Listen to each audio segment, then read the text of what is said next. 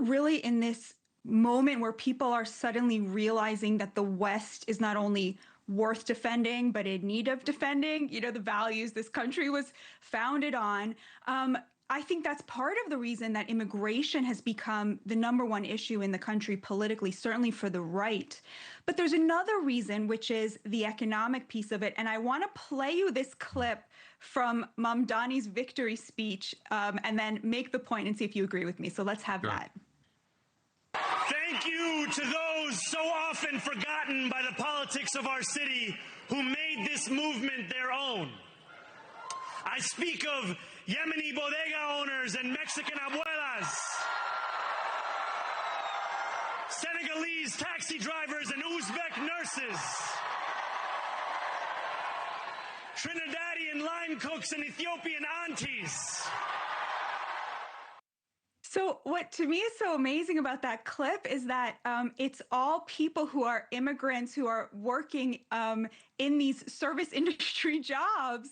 And to me, it is so emblematic of what the Democratic Party is right now, which is you have sort of rich, overeducated, white, in most cases, progressives who now have built an economy that depends on a slave caste, often of illegal labor, to do jobs that were once jobs that gave working class Americans a dignified life. What did you make of this clip?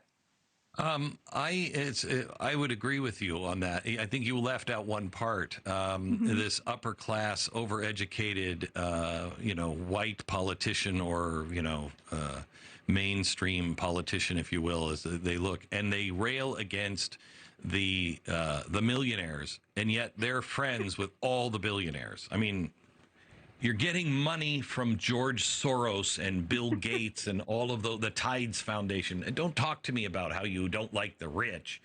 The rich are calling the shots in your own campaign, in your own life, and I find it reprehensible. The other thing because I played that clip on the radio the next morning, and the thing I pulled away from is we are back to Teddy Roosevelt's hyphen-American speech.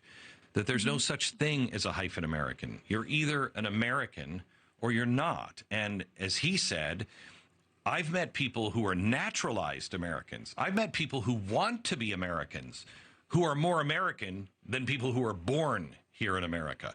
They come here for a reason. They understand it's the rights that they didn't have in their country at home, the protections that they had, the ability to break out of the class and be whoever it is they want to be. That every time that a politician starts dividing us into class and into hyphen-Americans, you're planting the seeds of our own destruction. E pluribus unum, from many, one. And the one is just, we hold these truths to be self-evident, that all men are created equal and endowed by their Creator with certain inalienable rights. Among these are life, liberty, and the pursuit of happiness. And governments are instituted among men to protect those rights. That's our one. That's our one. That's what we all came, my family came for in the 1800s. Your family came. And they all came because that was a completely different idea, and it's still unique. We're the only, look at Great Britain and how many, 4,000 people have been put in jail in the last 24 months, 4,000 people on speech. On speech, we're still a very unique place. That's our one. Come together on that, because I can live side by side with anyone. I don't care how they vote. If they believe in that, I can live next to of anyone of any faith, as long as you understand I'm the same as you. We're both children of God.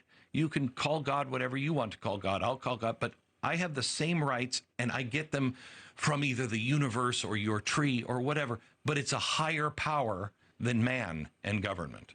Thank you for watching. Subscribe below and download our NewsNation app right now on your phone, and you will get fact-based, unbiased news for all Americans.